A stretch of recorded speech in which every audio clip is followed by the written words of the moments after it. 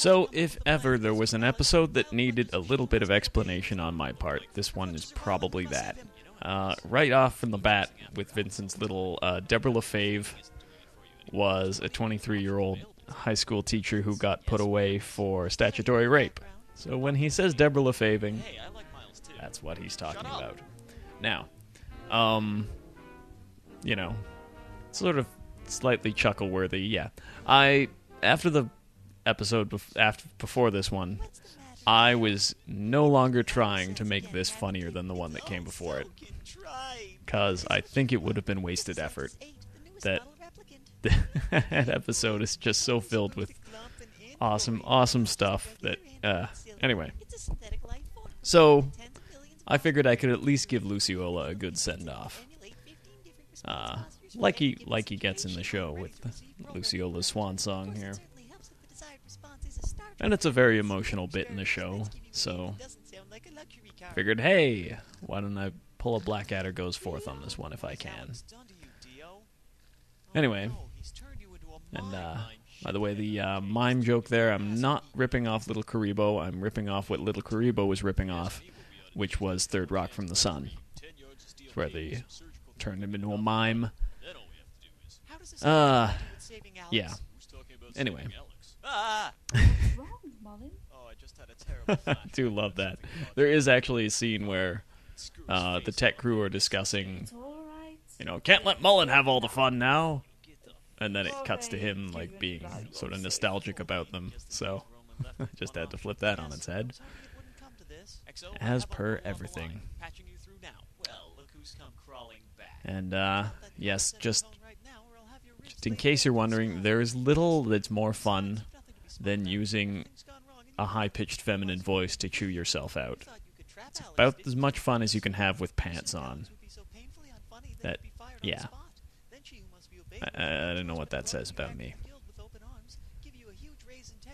But probably the most fun I have in voicing this series is doing either Sophia or She Who Must Be Obeyed when they are chewing my Unwordle avatar out. Or lack of avatar. You never actually see me. This, of course,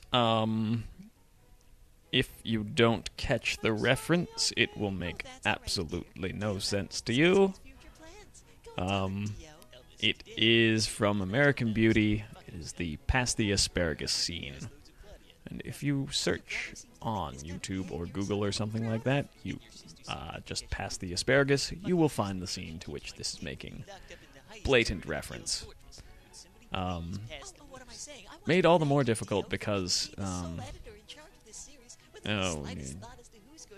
whoever Dio is referencing here, you never actually see Dio's lips move in this entire 2 episodes. So, like, literally the next time you see his mouth move at all, he's flying a vanship trying to kill them. Or he's just giggling insanely, which, doesn't make the really, really angry voice I gave him. Like it's really bizarre. Barney the dinosaur was painted black and started cutting himself. Sort of what I was going for with him there. Yeah.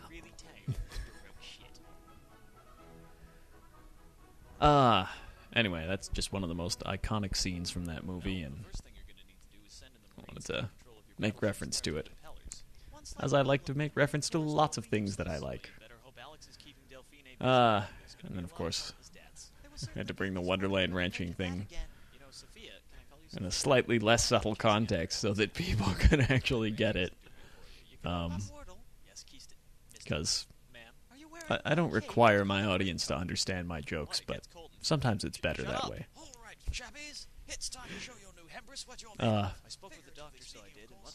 We also have here not only the culmination of everything I thought was really bizarre about the Anatare military, but also the culmination of why I had every single time I've done a Latin joke up to this point.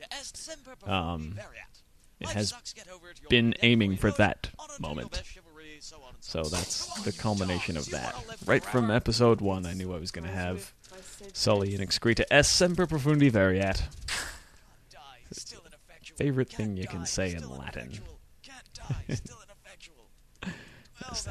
Death of bullets will not avoid Mullen Shetland's body, apparently. I figured he'd been through so much. What are a couple of fucking bullets gonna do to him at this point? Mullen? No, he was the greatest Irish mind of his generation. I'm not dead. Trust me, I'm not bragging when I say I've taken more balls to worse places, so I have. Dude, you just he left me a rich maliciously widow ignoring with him. Money I can get for these medals. Hey, give those Which back, you is thieving basically the one that really happens Irish too, so... blow of the wind. goat say. Oi. Well, we have control of the narrative impellers. What now? Well, now And, you want the fleet to launch a diversionary bringing attack back the against lamest What possible about Alex? characters. She must be obeyed might force Alex to try to stop us. Yeah, sure, that's how it'll... Finishing each other's scary eyes. The only way to deal with Alex is to neutralize the source of all of Prester's badassery. I probably overused that a bit, but, you know, once I figured out how to do that at the end of episode 13, I just had to keep bringing it back. And right from here, it was all this stuff I knew I was going to have to deal with at some point, and either I just basically, you know, find an excuse to get rid of Luciola and completely cut out the plot with him, or I'd have to do these flashbacks. And if I do the flashbacks, there's no way I could make them funny. I mean, not really funny. I can make little snide, little sarcastic remarks, but I mean, it's like Chibi Dio and Chibi Luciola being cute at each other. Anyway, other than it's so contrived. Bizarre thing I just had to point out with the hair buns here. Because seriously, look at that hat.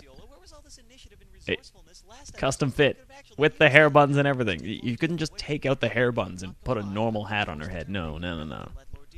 That would be too obvious. No, we have to animate a special hat that can only fit Alvis. She's just that lame.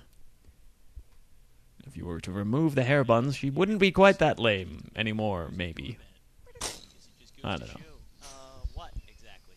I have no idea why they did that. Well, yes, I do, because it was a lot easier to do that than to show the extra 2 seconds it would have taken in taking your hair out. Anyway. So, from a plot sense, it makes perfect sense, but from an actual logical sense, no, it doesn't. And here we go with the bit that is probably no longer funny. So, if you were expecting a joke in the last minute and a half, sorry, because you're not really going to get one. The music can be clever. I mean, here's the thing. I'm not even really using. The song is called The Swan. It's not from a ballet or anything, although there have been ballet adaptations done to it, but it was mostly about the Swan song I was after here, so it's Saint-Saëns The Swan, not from Swan Lake, though it might well have been, except it doesn't sound terribly Russian. Yeah. Yeah, this to have she say, haven't you been paying any bit of attention? But yes. Also references that if you don't get, search Tears in the Rain, you will find the reference that this scene is being made reference to. And seeing as he is an android, and seeing as those are the famous last words of the android from Blade Runner, I figured that would be the best way to do them. And, more vocal and general.